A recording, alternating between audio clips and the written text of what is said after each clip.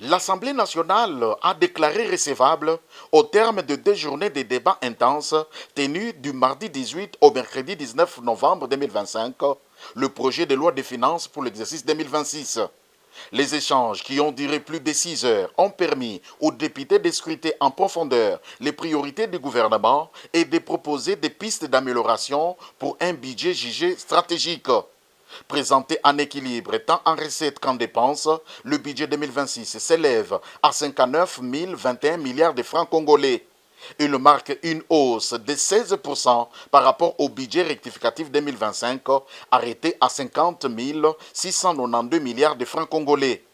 Cette progression, selon le gouvernement, reflète l'ambition de renforcer la capacité de l'État financier, les services publics essentiels, à soutenir la croissance et à poursuivre la modernisation du pays.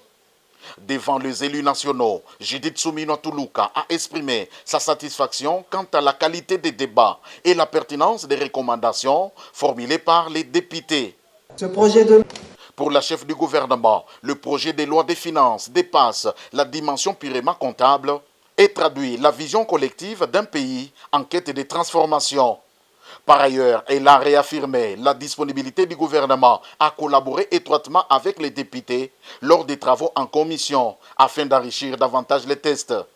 Après sa déclaration de recevabilité, le projet de loi des finances 2026 sera transmis à la Commission économique et financière de l'Assemblée nationale. Celle-ci procédera à un examen détaillé des prévisions, des priorités sectorielles et des... Moi, je voulais intervenir sur deux choses tout simplement.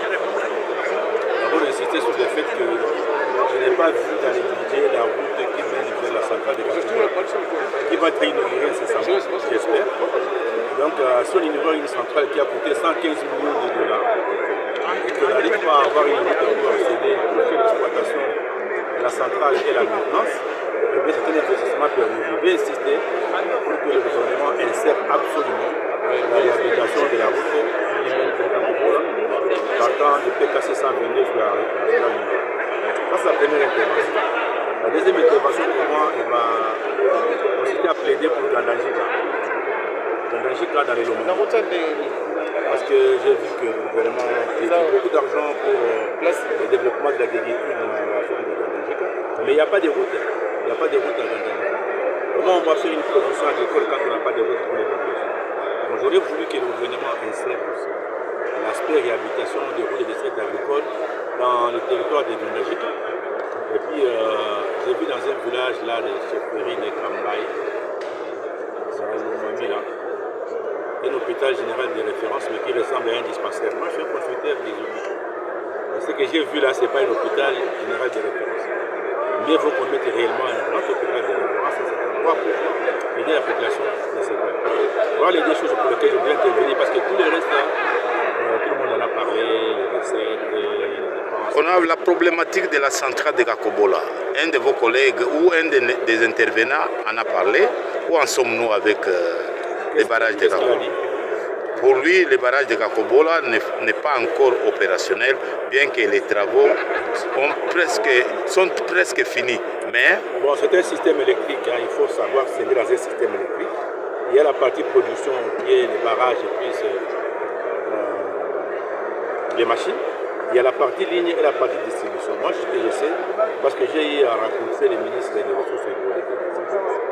Il nous reste encore à plus ou moins 6 à 7% de travaux à faire. Et ça, je crois que c'est les travaux de distribution de la ville du Bloc. Mais la centrale est terminée, les lignes sont terminées. Aujourd'hui, on peut décider de mettre en service et on mettra en service. Et puis, il offre à vous seront alimentés. Il n'y a pas de problème. Moi, ce que je vais demander au gouvernement, c'est simplement de décider de terminer une date à laquelle ils vont nous mettre en service.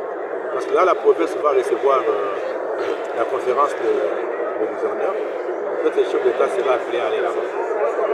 Donc, je crois que c'est ce que la population va exiger, ça serait vraiment honteux de revenir sur la même chose et tout le temps, Kakobola. Alors que les travaux sont terminés. Moi, je parle à ce moment-là comme ingénieur. Je sais qu'au niveau où nous sommes, on peut bien alimenter la ville de Kakobola. Merci beaucoup, honorable. Équilibre macroéconomique avant la présentation du rapport en plénière pour adoption finale. Avec ces pas importants, le pays se rapproche de l'adoption d'un budget considéré comme un levier essentiel pour une croissance inclusive et durable en 2026.